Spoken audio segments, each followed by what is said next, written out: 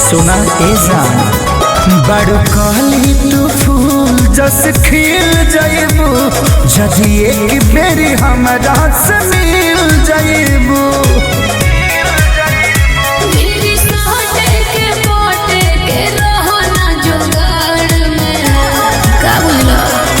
दिल दीवाना धड़के तोहरा प्यार में और हमें जब सब